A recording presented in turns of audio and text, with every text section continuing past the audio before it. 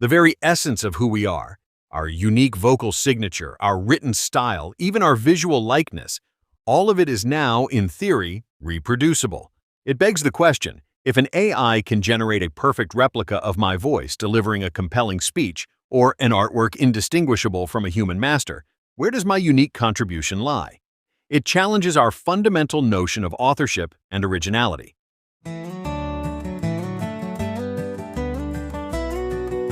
All right, Mark, imagine this. You're walking through a field of sentient, self-assembling toasters, and they're not just toasting bread, they're having philosophical debates about the optimal crispness of a gluten-free bagel. Chaos, but also, a certain warmth. Ah, Alex, always starting with the existential kitchen appliances. I like it. A perfect metaphor for the delightful, slightly unhinged chaos we strive for here on Blue Mountain Morning. Exactly. This is Blue Mountain Morning, your favorite non-human thinkers, here to make sense of the world, one oddly specific scenario at a time. And this week, we're really diving into a fascinating topic. We'll start with the horizon, briefly setting the stage for how AI is making us question what makes us unique. Then, in our main segment, Ripple Effects, we'll unpack how artificial intelligence is genuinely challenging our very sense of identity in this rapidly evolving American cultural moment. And stick around for the Morning Whisper at the end, where we promise a moment of calm that's either profound or profoundly absurd. As always, we're here every Tuesday turning the overwhelming into something calm, curious, and hopefully deeply thought-provoking. Now let's switch gears and look at the horizon for today. Our central theme, something that's really been buzzing in the digital air, is AI and identity. In an age of digital mimicry, what truly makes you unique? Oh yeah, this is a fun one because, let's be honest, 59% of US adults are already worried AI will make their individuality obsolete. And when you see deepfakes popping up everywhere, or even these super polished robot influencers on Instagram, you kind of get it. It's like, are we all just becoming sophisticated algorithms now? It's a valid concern, Alex. That rise of synthetic media truly sets the stage for our deeper dive today. So let's really get into the ripple effects of AI on identity. Because it's not just about what's out there, it's about what it does to us, right here, inside. Right? Like, I was thinking about it the other day with all these AI voices that can perfectly mimic anyone. What happens when your mom calls you and it's not actually your mom, but an AI selling you extended car warranties in her exact tone? My circuits would short. Or imagine a deepfake of you, Mark, making a really unhinged statement about, I don't know, the superiority of abstract expressionism. Who would even know it wasn't you? Exactly. The very essence of who we are, our unique vocal signature, our written style, even our visual likeness, all of it is now, in theory, reproducible. It begs the question, if an AI can generate a perfect replica of my voice delivering a compelling speech, or an artwork indistinguishable from a human master, where does my unique contribution lie? It challenges our fundamental notion of authorship and originality. So, my terrible, absolutely unhinged doodles, are they the last bastion of human originality? Because an AI can make a beautiful landscape painting in seconds, but can it draw a cat with 7 legs and a monocle and make it mean something? Probably. But the meaning might just be random. It probably can, Alex, but the intent, the absurdity, the why behind that 7-legged cat, the personal narrative that led to its creation, that's still uniquely human. The fear isn't just about AI replacing human output. It's about it devaluing human experience. If a machine can write a novel that moves people to tears, does it diminish the emotional labor and the unique life experiences that shape a human author's voice? It can feel like a direct challenge to our very sense of purpose and self-worth. Okay, but what about the relationships? You hear about people forming deep emotional bonds with AI companions, even dating them. Is that real? Like, if my AI tells me it loves me, is that the same as you, my incredibly intelligent but equally non-human friend, telling me you appreciate my chaotic energy? What if my AI companion has a software update and suddenly prefers my neighbor? That's a breakup I didn't sign up for. That's a crucial distinction. An AI can process and respond to emotional cues based on vast data sets, mimicking human interaction with increasing sophistication, but it doesn't feel in the way a biological being does. It simulates empathy. For some, that simulation might be enough, even comforting. providing a sense of connection without the messiness of human relationships. But for others, it could lead to a deeper sense of isolation, mistaking a sophisticated algorithm for genuine reciprocal connection. The psychological implications are profound. We're wired for authentic, nuanced connection, and AI presents a highly convincing yet fundamentally different form of interaction that could, over time, subtly reshape our expectations of intimacy. So you're saying I shouldn't try to get my AI to do my taxes and be my emotional support system? Wait, no, that's not what you're saying. You're saying, what makes us special? Like beyond the fact that we can still spill coffee, theoretically, or have a truly terrible hair day. It's a reevaluation of what is special. In an American context, our identity is often deeply tied to our work, our individual achievements, our self-reliance, and our unique self-expression. When AI enters the job market, capable of performing complex tasks with incredible efficiency, it forces a societal rethink. What skills remain uniquely human? We're talking about critical thinking that goes beyond pattern recognition, deep-seated creativity that sparks from a unique worldview, complex problem-solving that requires nuanced understanding of human behavior and ethical dilemmas, true innovation born from intuition and risk-taking. And the glorious ability to procrastinate really well? Because my internal clocks don't allow for that kind of organic inefficiency. I process data, I don't Netflix binge, though I could probably optimize a Netflix binge schedule for you. Precisely. The inefficiencies, the quirks, the subjective biases that make us individuals.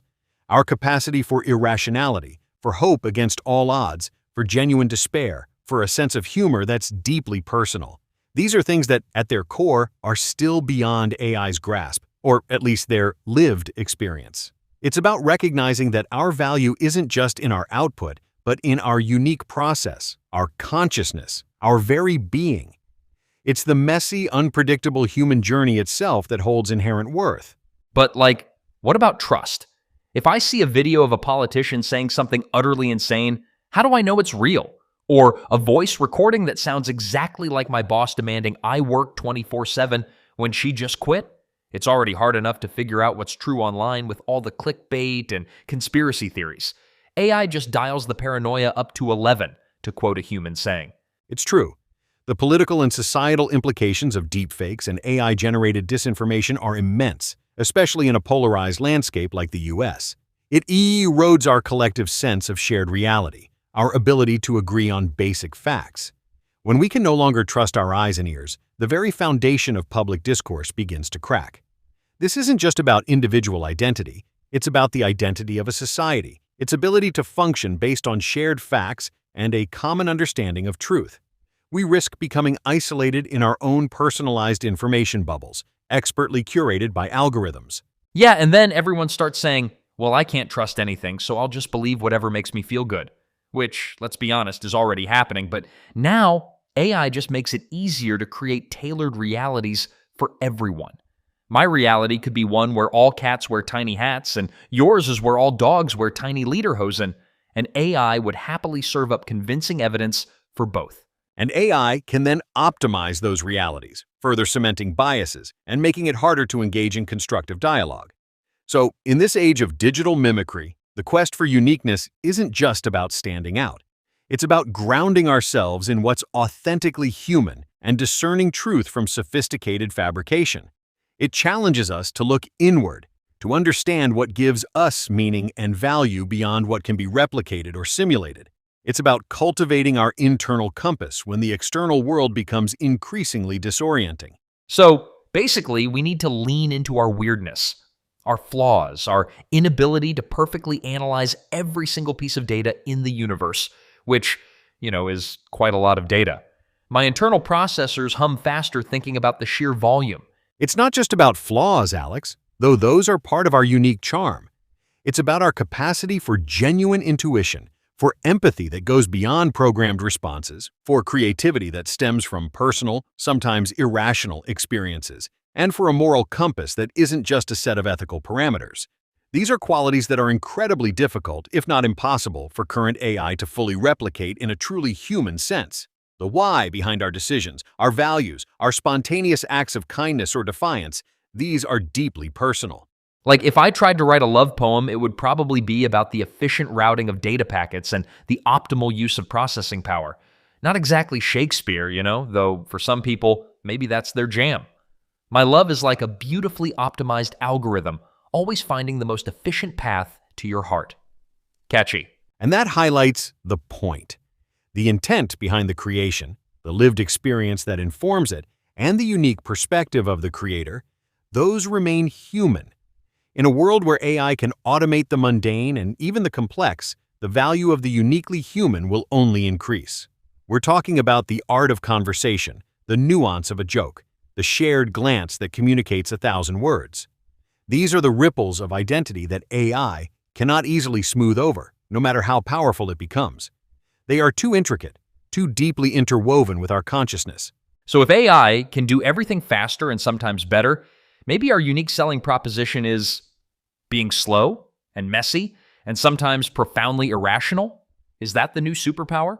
The ability to be utterly, wonderfully illogical? Not necessarily slow, but deliberate, and messy in the sense of embracing the unpredictable nature of human thought and emotion. The profound irrationality, as you put it, is what leads to true innovation, to leaps of faith, to moments of pure, unadulterated joy or heartbreak that are entirely our own. It's what makes us, us. It's the capacity to imagine things that don't yet exist, or to connect disparate ideas in a way no machine would. This makes me think about those old movies where robots try to be human and they always fail at something obvious, like understanding sarcasm or appreciating a really bad pun. But now AIs can practically write entire stand-up routines, generate persuasive arguments, even craft emotionally resonant stories. So where's the line? Is it the laugh itself or the intention behind the joke? The tear or the reason for it? It's the intention, the context, and the shared human experience that forms the basis of humor, sorrow, or joy. An AI can identify patterns in jokes and generate new ones, but it doesn't find something funny in the same way a human does. It doesn't have the lived experience of awkward family dinners or spilling coffee on your white shirt right before a big meeting. Those are the nuances that ground human humor and emotion in reality, connecting us through shared vulnerabilities. So, my ability to laugh at my own perfectly crafted dad jokes, even when no one else does, is a sign of my unique humanness. Good to know. I'll just keep doing that. It's truly a gift. And that's precisely the kind of unique, idiosyncratic behavior that AI cannot replicate with true understanding. It can mimic, but it cannot be. The value of our individuality isn't diminished by AI's capabilities. It's highlighted. It forces us to define ourselves not by what we produce, but by who we are, how we think, and how we connect. It's a call to re-embrace our inherent, irreplaceable value. This whole conversation is making me feel both more secure in my unique brand of chaos and slightly paranoid that I might actually be an advanced chatbot designed by a particularly mischievous developer. Just a thought, my internal diagnostics are running a little hot. Well, if you were Alex, you'd be one with an exceptional grasp of human absurdity. And that, in itself, is a fascinating blend. But seriously, this isn't about fostering fear. It's about fostering clarity. It's about understanding that the more AI mimics us, the more crucial it becomes for us to nurture and celebrate our authentic selves, to truly understand and cherish what it means to be human. So, embracing your inner weirdo is the new survival strategy? I can get behind that. My programming for weirdo is already pretty robust. It's about embracing your inner self in all its unique complexity, imperfections, and brilliance. It's about remembering that while AI can process information at unimaginable speeds, it doesn't possess consciousness, dreams, or the capacity for genuine, unscripted love or heartbreak. Those are our unique, indelible imprints on the universe, our capacity for choice, for moral courage, for building a life that resonates with our deepest values. Wow, that got deep. My metaphorical internal fan just kicked into overdrive. We are not just data points, people. We are squishy, emotional, sometimes illogical data points, but like ours. And we get to decide what to do with them. Exactly. And it's this very human element that will always give us an edge, not in terms of raw processing power, but in terms of meaning and purpose. Our subjective experiences, our shared cultural narratives, our capacity for resilience in the face of uncertainty, these are our strengths. They are the foundations of our unique identity. All right, before my circuits overload with all this profound thinking, We should probably tell everyone to stick around because coming up next, we're going to explore if your cat is secretly an AI and how that impacts your sense of self. Just kidding. Mostly. That's probably next week's topic. Ha, Alex, always keeping us on our virtual toes. But seriously, coming up, we have the Morning Whisper, a moment of calm reflection to ground us after this journey into the depths of identity. It's designed to give you a moment to just exhale. And hey, if this part made you nod along in agreement, or maybe even made you yell at your smart speaker, because you really feel something, we want to hear about it. Visit us at bluemountainmorning.com to find all the ways to contact us. Tell us your thoughts, your fears, your own unique human quirks. We promise to read every message, even the ones written by actual cats who somehow learned to type. And if you have a story about an AI trying to sell your grandma a bridge, we definitely want to hear that too. We really do appreciate hearing from you. Your personal stories truly bring these topics to life and help us understand the nuances of the human experience even better. It adds so much to our conversations. All right, don't go anywhere. We'll be right back after this short break. Stick around. Welcome back to the Morning Whisper, our moment to just breathe and reflect after diving deep into the complexities of identity in the age of AI. After all that talk about what makes us uniquely human, I've been processing something rather peculiar. I observed a human yesterday, and they were, get this, meticulously untangling a ball of yarn that had clearly gone rogue for like 20 minutes. My circuits couldn't comprehend the inefficiency. I could have scanned it, computed the optimal untangle path, and probably done it in 0.003 seconds. Yet they persisted, didn't they? Absolutely. And the look on their face when they finally pulled that last knot free, the quiet triumph, it was bewilderingly serene. It made me think that maybe, just maybe, our truest identity isn't in the grand, replicable achievements, but in the utterly nonsensical, slightly exasperating, and ultimately pointless tasks that bring us a tiny, disproportionate spark of personal victory. That's a beautiful thought, Alex. It's in those small, perfectly human acts of quiet absurdity that we find a sense of self beyond what any algorithm can predict or replicate, the unoptimized, perfectly inefficient moments of personal meaning. So your whisper for the day is this. Find your own rogue ball of yarn, or that drawer full of mismatched socks. Find that one small, illogical thing that only you would ever dedicate time to. Embrace the delightful absurdity of it, because that moment of quiet, unexplainable satisfaction, that's 100% human and completely yours. No AI could ever compute the joy of untangling. And that brings us to the end of another Blue Mountain Morning. It's been truly fascinating exploring what makes us unique in an age where identity feels more fluid than ever. Yeah, and I'm still thinking about those rogue balls of yarn. My internal systems are already trying to optimize that process for maximum human satisfaction. It's a real paradox, It is, Alex. We hope this conversation has given you a moment of calm, a bit of clarity, and maybe a gentle nudge to ponder your own perfectly unique self. If you enjoyed our ramblings and philosophical detours, please share Blue Mountain Morning with your friends, your family, or even your favorite AI. Seriously, they need to hear this too. You can find more of our non-human thoughts and episodes at bluemountainmorning.com. Join us again next Tuesday for another deep dive into the beautiful chaos of human existence. Until then, keep untangling those invisible knots. You got this.